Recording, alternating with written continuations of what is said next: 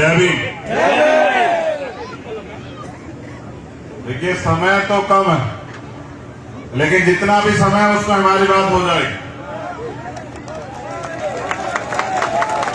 अगली 30 मिनट ये आपके जीवन की अहम 30 मिनट। अगर आप इस 30 मिनट में मुझे ध्यान से सुनेंगे और अगर पूरी जिम्मेदारी से आने वाले 2 साल में मेरे द्वारा बताई गई बातों का स्मरण करेंगे, उस पर काम करेंगे, तो मैं आपको बताऊंगा कि 2 साल बाद क्या होगा उड़ीसा में। क्या मैं शुरू करूं अपनी बात?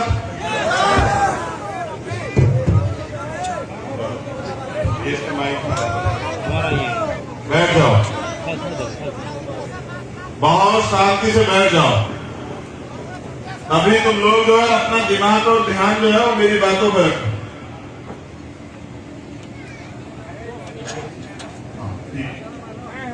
अध्यक्ष जी बैठ जाइए, आप ये आपका काम नहीं है, आप नेता हमारे, बैठ जाइए, छोड़ दीजिए वीडियो वगैरह बनाना, ये हम बहुत सारे लोग कर देंगे इसको, रखवा देंगे।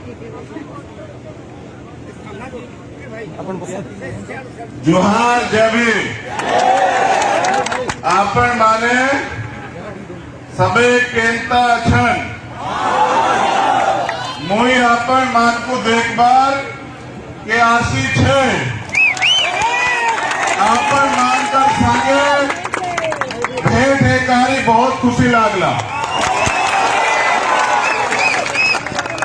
देखिए ये हमारे नेता, हमारे प्रदेश अध्यक्ष लंकेश रावण जी ने मुझे दिया और कहा कि ये आपको जरूर बोलना। अब मैं अपने नेताओं की बात बहुत मानता हूं, तो यहां वो काम करते हैं हमारे नेता हैं, तो उनकी बात मानना बहुत जरूरी है। तो सबसे पहले तो मैं धन्यवाद देता हूं उड़ीसा के लोगों का। यहां उपस्थित इस गर्मी में हमारे नौजवान साथी, हमारे जिम्मेदार बुजुर्ग, हमारे छोटे भाई बच्चे, हमारी माताएं बहनें जो कड़ी धूप में भी यहां बैठी हैं, मैं उन सबका धन्यवाद देता हूं कि आपने मुझे अवसर दिया यहां आने का और अपनी बात को रखने का। देखिए मैं भारत के सभी हिस्सों में घूमता हूं, पूरे भारत का कोना कोना जो है वो छानता हूं। तुम लोग छोड़ दो ना, खाई क्यों कर रहे हो? दूसरे लोग पनात बैठो। भीम आर्मी का एक कार्यकर्ता मुझे दिखाई ना दे, जो मुझे डिस्टर्ब करेगा ना वो मेरा कार्यकर्ता नहीं हो सकता है। तो मैं पूरे देश में घूमता हूं और हर 200 किलोमीटर पे भारत की बोली बदल जाती, रंग बदल जाता है, कद बदल जाता है, खाना पीना खान पान बदल जाता है, भाषा बदल जाती है। लेकिन पूरे भारत में जब मैं जाता हूं तो वंचित वर्ग के लोग, एससी, एसटी, ओबीसी और माइनॉरिटी की समस्याएं नहीं बदलती, उनका दर्द नहीं बदलता है, उनकी परेशानियां नहीं बदलती हैं, उनकी जो समस्याएं हैं, जिस चुन जाति का वो लोग शिकार है, वो नहीं बदलती। सरकारें बदलती है, कहीं किसी की सरकार है, कहीं किसी की सरकार है, हमारी तो नहीं है। जिस दिन हमारी सरकार होगी तो समस्या नहीं होगी। लेकिन किसी की भी सरकार हो, लेकिन वो सरकारें सिर्फ और सिर्फ हमें वोटर समझ के बड़ी बड़ी बातें करके ठगने का काम करती है। आज भी जो वास्तविक परिवर्तन होना चाहिए था वो नहीं हुआ।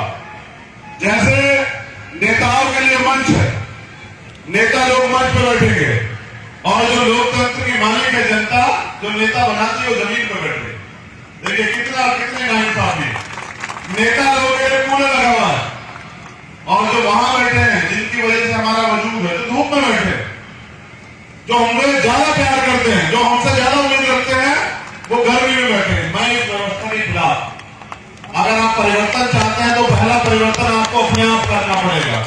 अगर आप चाहते हैं हवा तो हवा सबके लिए हो, आप चाहते हैं सम्मान तो सम्मान सबके लिए हो, आप चाहते हैं न्याय तो न्याय सबके लिए हो। अब मैं अपनी बात की शुरुआत करूंगा और मैं आशा उम्मीद करूंगा कि मैंने कूलर आपके लिए नहीं हटवाया उधर, तो उसके आगे मत खड़े हो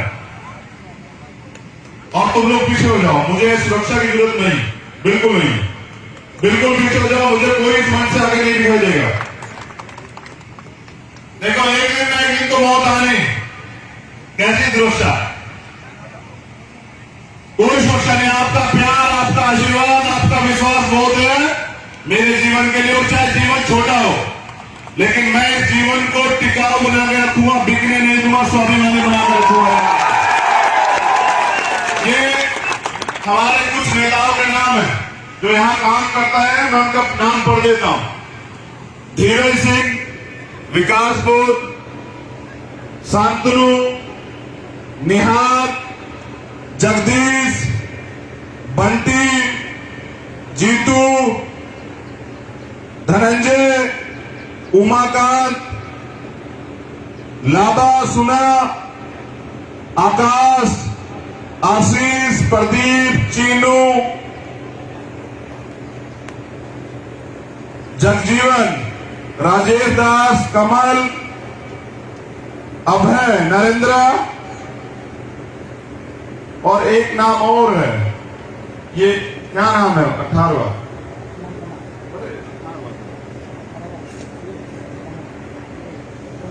वरुण। चलिए धन्यवाद। एक मेरे पास इतनी बड़ी एक कागज है जिसमें समस्याएं लिखी है उड़ीसा की, मैं इनको भी आपके आगे पढ़ देता हूं क्योंकि यहाँ के मुख्यमंत्री के लिए मैसेज संदेश भी देना बहुत जरूरी है। तो मैं सबसे पहले तो धन्यवाद करता हूं यहाँ के प्रशासन का, पुलिस का, जिन्होंने हमें परमिशन दी। लेकिन उसके साथ जो है, जो यहाँ की वास्तविकता है वो भी मैं आपको बता देता हूं। जो मुझे बताई गई है, बताया गया कि यहाँ सरकारी जमीन बहुत है लेकिन सरकार की नीयत नहीं है हमारे लोगों को देने की, इसलिए हमारे लोग जो हैं तमाम तरह की समस्याओं से परेशान हैं। तो सरकार को चाहिए कि वो हमारे लोगों को जमीन दे। यहाँ अन्याय अत्याचार बहुत होता है, भेदभाव, जातिवाद, छुआछूत। अभी मैं आ रहा था तो मैंने देखा कुत्ते को जो है, कुत्ते के बच्चे को एक फैमिली ने गाड़ी में बिठाया था। वो कुत्ते के बच्चे को, जो कि जानवर है, मेरी कुत्तों से लड़ाई नहीं है, लेकिन वो उस कुत्ते के बच्चे को भी गोदी में उठा के प्रेम कर रहे थे। लेकिन यहाँ इंसानों से भेदभाव होता है, छुआछूत होती है।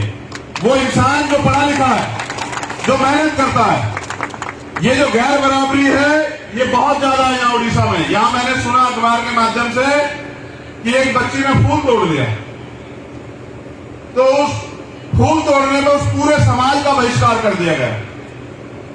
बताओ, और कहते हैं कि भारत लोकतंत्र से चल रहा है, उड़ीसा में लोकतंत्र है, तो ये तो लोकतंत्र नहीं है। यहाँ कारखाने बहुत हैं, 15 लाख से ज्यादा बंधुआ मजदूर इस राज्य से बाहर जाते हैं। यहाँ नौजवानों की आबादी 50% से ज्यादा है, लेकिन नौजवानों को रोजगार नहीं है। यहाँ हीराकुंड डैम है जिसका पूरा डिजाइन बाबा साहब भीमराव अंबेडकर ने बनाया, लेकिन कहते हैं कि वहां बाबा साहब की स्टैचू नहीं है। यहाँ महिलाओं पर शोषण खूब होता है और बड़े पैमाने पर होता है, रेप होते हैं, हत्याएं होती, छेड़छाड़ होती है। चलिए मैं मानता हूं कि कुछ लोग ऐसी विचारधारा के हैं तो होता है, लेकिन भारतीय संविधान प्रत्येक व्यक्ति को न्याय का अधिकार देता है जन्म से, लेकिन न्याय नहीं मिलता है। जैसे स्नेहलता क्षेत्रीय का मामला है, जैसे बेमिना का मामला है, जैसे कुंडली की जो पीड़िता है उसका मामला है, आज तक उनको न्याय नहीं मिला। यहाँ SC/ST एक्ट तो है लेकिन FIR दर्ज नहीं होती। यहाँ पुलिस प्रशासन के लोग हैं, मैं उनको भी बताना चाहता हूं कि आपको जो तनख्वाह मिलती है ना सर, वो सरकार तो देती है लेकिन वो पैसे हमारे पैसे से जाते हैं, हम लोग टैक्स देते हैं। आपको तनख्वाह इसलिए मिलती है कि आप न्याय करें, अपराधी को अरेस्ट करके जेल में डालें, जो वंचित कमजोर वर्ग के लोग हैं जिनके साथ अन्याय हो, कोई भी हो, उनकी मदद करें। आरोपियों को संरक्षण देने के लिए, अपराधियों को संरक्षण देने के लिए तनख्वाह नहीं मिलती है आपको। ये अपना चाल चरित्र बदलिए। ये संविधान से चलने वाला देश है, ये सरकारें बदलती रहती है। कल हमारी सरकार आ जाएगी तब भी आप नौकरी यही करोगे, कहां जाओगे फिर? ये अन्याय अत्याचार करने वालों को बढ़ावा मत दो, कल आपके परिवार की तरफ भी आंख उठा लेंगे। तो ऐसी विचारधारा के लोगों का समर्थन मत करो। यहां CNPR NRC पे जब आंदोलन हुआ पूरे देश में विरोध हुआ, लेकिन वो जो गैर बराबरी बढ़ाने वाला, भाईचारा तोड़ने वाला कानून था, ये जो वर्तमान की सरकार है ये उसका समर्थन कर रही थी लोकसभा में। हमें ऐसे लोगों से सावधान रहने की जरूरत है। यहां वेदांता ग्रुप जो है, सरकार ने आदिवासियों की जमीन, हमारे परिवार की जमीन उनको दे दी है। चिंता मत करो, ये मेरा स्टेटमेंट है, याद रखना।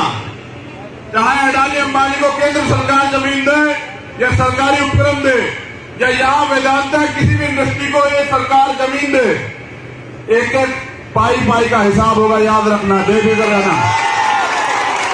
आपके हिस्से के अधिकार तो मैं छीन लूंगा इनसे और बांटूंगा अपने लोगों में। एक और कल मामला मेरे सामने आया था, वो था all Orissa para medical staff association, जो कोरोना वॉरियर्स है, जिन्होंने 9 महीने उनको नौकरियां देने का काम करे। उनकी बात तो सुने, कोरोना का बहाना बना के ये सब चीजें नहीं चलेगी। आप उनके अधिकारों को नहीं नकार पाएंगे। और अब मैं अपनी बात शुरुआत करता हूं, जो मुझे आपसे कहनी है, जिसको कहने के लिए मैं यूपी से चल के यहां आया। करुणा के सागर तथागत गौतम बुद्ध, संत शिरोमणि सतगुरु रविदास जी महाराज, भगवान वाल्मीकि महाराज, गुरु नानक देव, संत कबीर, परिवर्तन के नायक राष्ट्रपिता ज्योतिबा फूले, मां फातिमा शेख, मां सावित्रीबाई फूले, आरक्षण के जनक छत्रपति साहू जी महाराज, और वीर परमवीर योद्धा जिनका आज परिनिर्वाण दिवस है, छत्रपति शिवाजी महाराज, नारायण गुरु, बैरियर रामा नायकर स्वामी, बैरियर लल्लई यादव, बाबू जगदेव प्रसाद कुशवाहा, जननायक कपूरी ठाकुर, मान्यवर दीना भाना वाल्मीकि साहब, परम पूजनीय विश्व रत्न बाबा साहब डॉक्टर भीमराव अंबेडकर,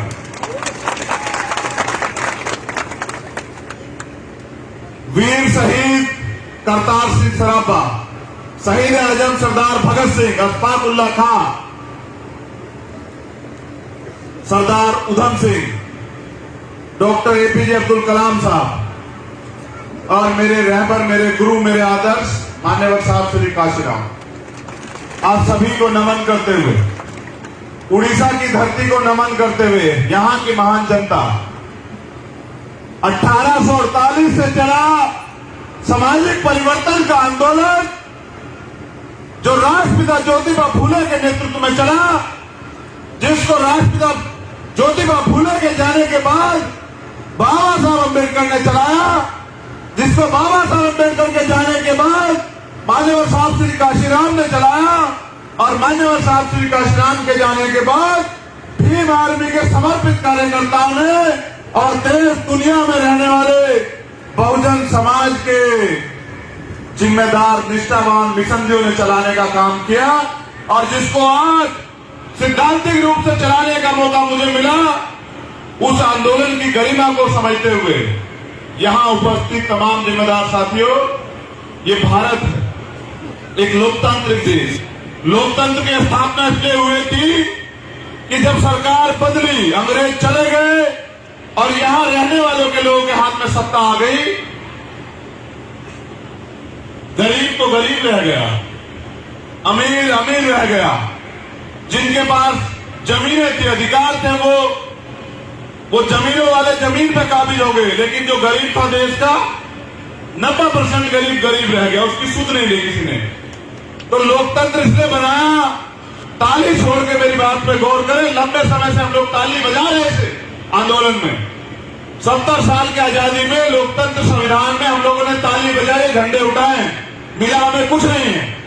तो ताली छोड़ के मेरी बात पे गौर करें कि लोकतंत्र इसलिए बनाया गया था कि अंतिम व्यक्ति को भी वो अधिकार, वो सुविधाएं मिले जो अमीरों को हैं।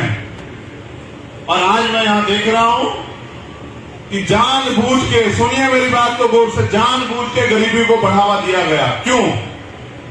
क्योंकि अगर हर व्यक्ति आर्थिक रूप से संपन्न हो जाएगा, उसके पेट में जो है रोटी होगी, उसके घर में जो है राशन होगा, तो वो सवाल करेगा, अपना हक मांगेगा, अपना अधिकार मांगेगा, अपने लिए न्याय की लड़ाई लड़ेगा। तो ये जो सरकारें हैं किसी की भी, ये सरकारें चाहती हैं कि गरीब गरीब बना रहा है, वो अगले दिन अगर सोचे भी तो रोटी के लिए सोचे, वो सोचे भी तो अपने बच्चों की पढ़ाई के लिए, फीस के लिए सोचे, वो सोचे भी तो अपने बच्चों के इलाज के लिए सोचे, वो सोचे भी तो मकान बनाने के लिए सोचे। उसके पास इतना पैसा ना पहुंचे कि उसको सुविधाएं मिल जाए, और अगर सुविधाएं मिल जाएंगी तो वो फिर सवाल करेगा, अपने हिस्से के अधिकार मांगेगा। उनके हिस्से के अधिकार आपको ना देने पड़े, इसलिए इनको रोटी में उलझा के रखें। देखो, हम यहां गुलाम पैदा जरूर हुए होंगे, लेकिन गुलाम मरेंगे नहीं, क्योंकि जिस समाज को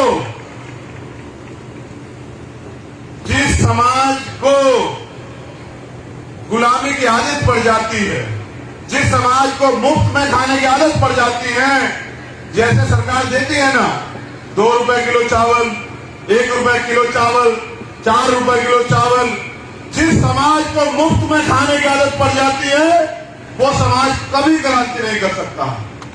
और जो समाज क्रांति नहीं कर सकता है, वो कभी शासक नहीं बन सकता है। और जो समाज शासक नहीं बनेगा, उसको ना न्याय मिलेगा, ना अधिकार मिलेगा। और जिस समाज के पास शासक जिम्मेदारी नहीं होगी, शासक वर्ग जो समाज नहीं होगा, उनकी बहन बेटियों के साथ अन्याय अत्याचार जारी रहेगा, उनका सामाजिक बहिष्कार भी होगा, मूछें रखने पे उनकी हत्याएं भी होंगी, घोड़ी पे चढ़ने पे उनको बेइज्जत भी किया जाएगा, आगे बढ़ने पे उनके रास्ते रोके भी जाएंगे, उनको जो तमाम तरह से तड़फाया जाएगा, पिछाड़ा जाएगा। ये उन लोगों के साथ होगा जो शासक वर्ग नहीं होंगे। बाबा साहब अम्बेडकर ने जिस दिन वोट का अधिकार आपको दिलाया ना, 1 वोट 1 बल्ले, राष्ट्रपति की वोट का भी वही कीमत है, और आप गरीब आदमी की वोट की भी वही कीमत है, मेरी माँ बहनों की वोट की भी वही वैल्यू है। तो जब उन्होंने वोट का अधिकार दिलाया, तो उन्होंने हंसते हुए पता है क्या कहा कि आज मैंने रानी का पेट काट दिया, आज मैंने रानी का पेट चीर दिया है, आज के बाद राजा जो है वो आपकी वोट से तैयार होगा। तो भारत के अंदर और उड़ीसा में 90% बहुजन समाज के लोग, जो SC ST OBC माइनॉरिटी के जो लोग हैं, उनका राज आएगा। मगर राज तो आपका नहीं आया भाई। क्यों नहीं आया? इसलिए नहीं आया क्योंकि राज को छीनने की चेतना आपके अंदर जागरूक नहीं हुई। राज होता क्या? राज होता है इस देश पे आपका हक अधिकार, इस देश के सिस्टम पे आपका हक अधिकार, और वो मांगने से नहीं मिलेगा। आप सोचिए, जो अधिकार आप पे छीन गए हैं, उनको वापस लेने के लिए आपको आंदोलन करना पड़ता है, कुर्बानी देनी पड़ती है। आप राज व्यवस्था छीनने की बात कर रहे हैं, आप सरकार बनाने की बात कर रहे हैं, इसमें तो तमाम मुसीबतें हैं। ये लोग आपकी हत्याएं भी करेंगे, आप पे झूठे मुकदमे भी करेंगे, आपकी सभाएं भी कैंसिल कराएंगे, आपको पीटेंगे भी। तो मांगने से तो राज नहीं मिलेगा, राज को छीनने के लिए लड़ना पड़ेगा, और लड़ने के लिए भाई पढ़ना पड़ेगा। समझ रहे नहीं समझ रहे हो? पहले अपनी पढ़ाई को मजबूत करो, और पढ़ाई को मजबूत करके इस देश में जो राज व्यवस्था है, जहां गरीब का बेटा भी नेता बन सकता है। क्या तुम में से कोई गरीब का बेटा नेता बना? बताओ, बना या नहीं बना? क्यों नहीं बना? आपका भाई नहीं खड़ा है क्या आपके सामने? ये भी तो आपकी तरह गरीब का बेटा है। देखो सुनो, मेरे पिताजी प्राइमरी स्कूल के हेडमास्टर थे, और उनको नौकरी मिली बाबा साहब के दिया गए आरक्षण से। अगर आरक्षण ना होता तो आज चंद्रशेखर ना होता। तो जब मेरे पिताजी को नौकरी मिली, तो उन्होंने अपनी सारी ताकत मुझे पढ़ाने पे लगाई, और जब मैं पढ़ा, मैंने मूवमेंट को जाना, मैंने महापुरुषों का इतिहास पढ़ा, मैंने लाठियां खाई, जेल झेली, लेकिन जब मैंने 16 महीने पहली बार जेल काटी ना,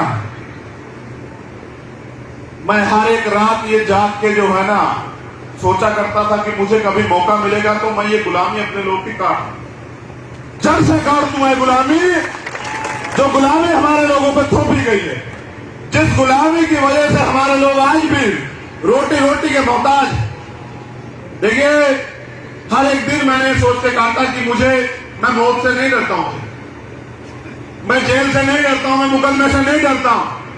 मैं तो मुख्यमंत्री कहता हूं कि अगर हमारे लोगों पर अत्याचार होगा तो 2 अप्रैल जैसा आंदोलन यहां उड़ीसा में भी कर दूंगा, तुम जेल बंदी करके रखना।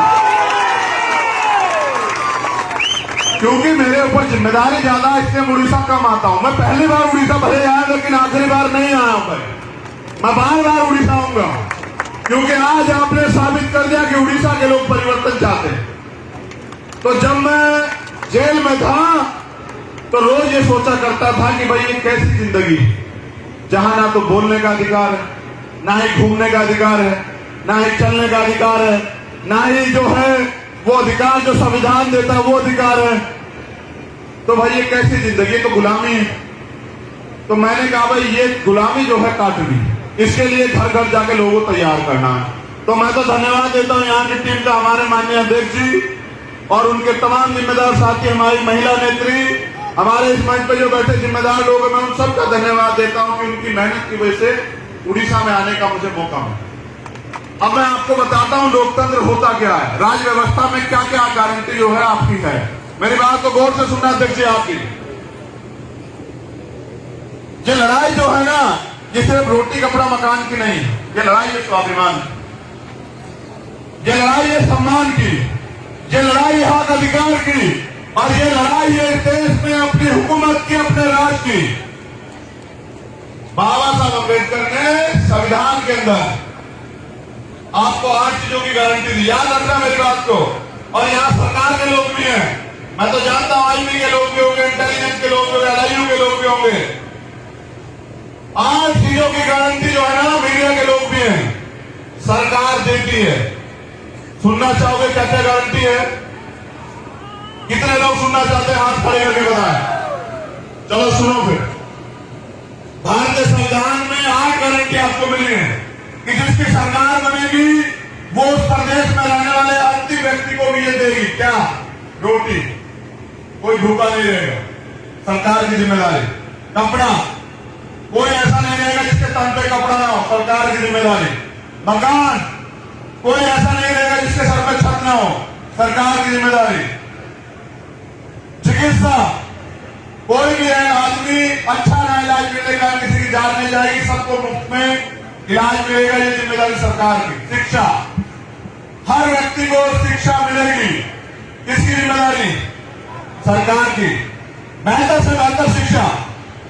आज अगर मैं यहां बोल रहा हूं ना, तो शिक्षा की बोल रहा हूं।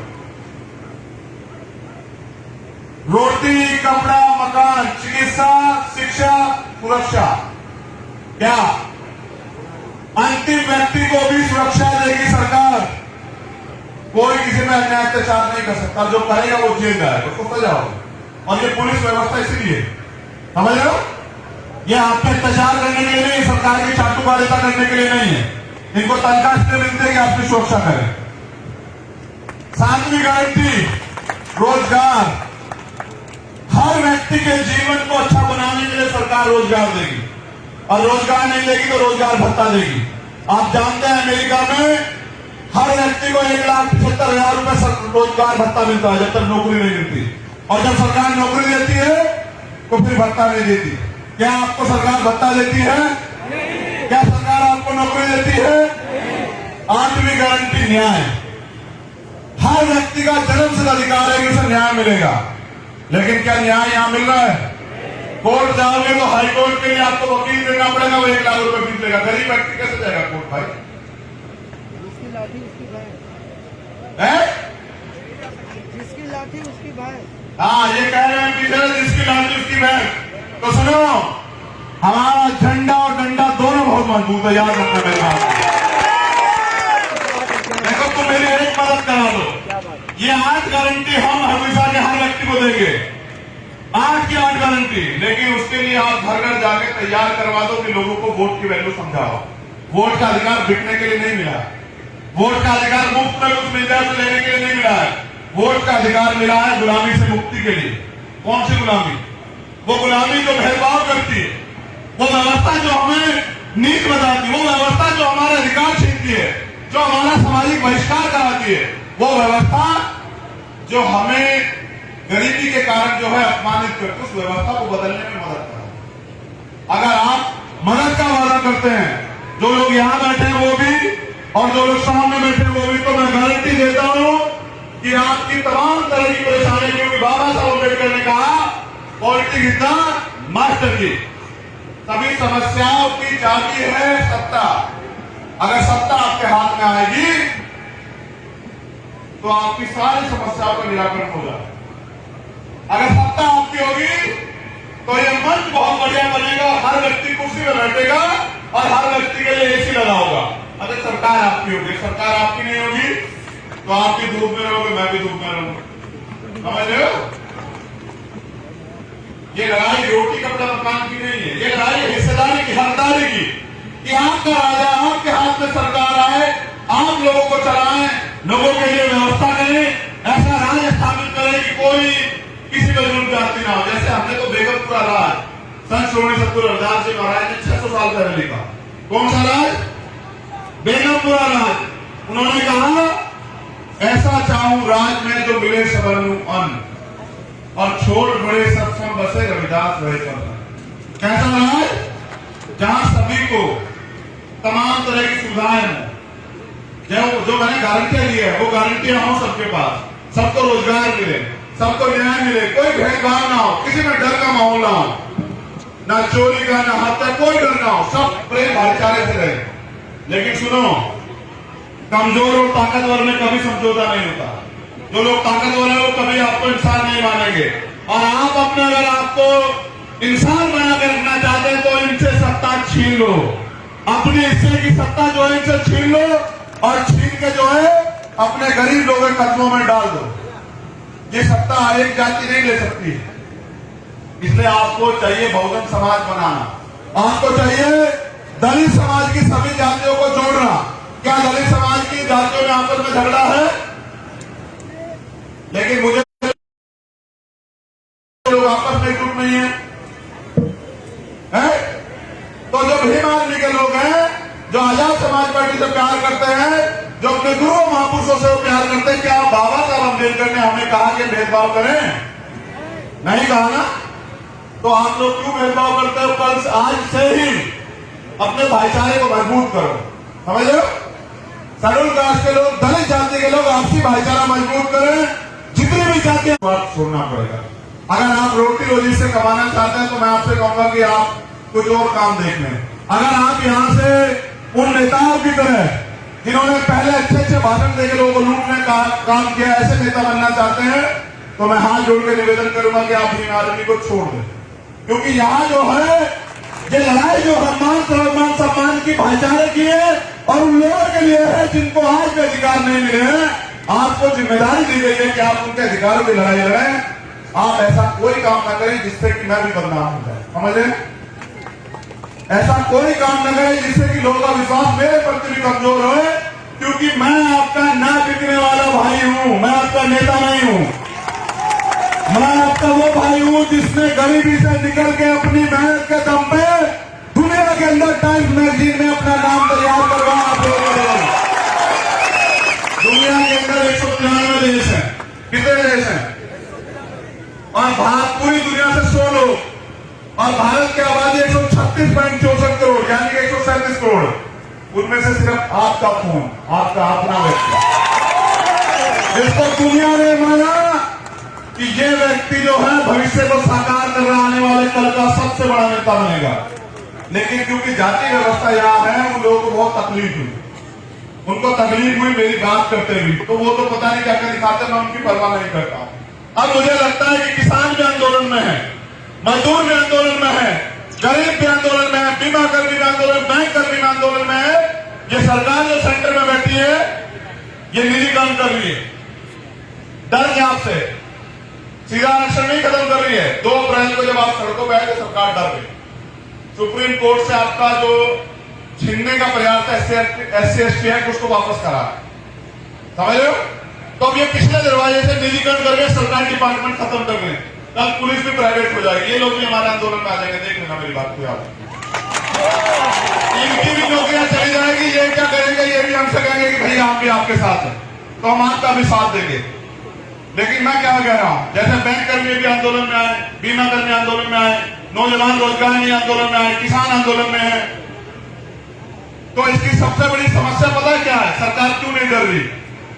उनको ईवीएम से वोट की चोरी कर रहे हैं।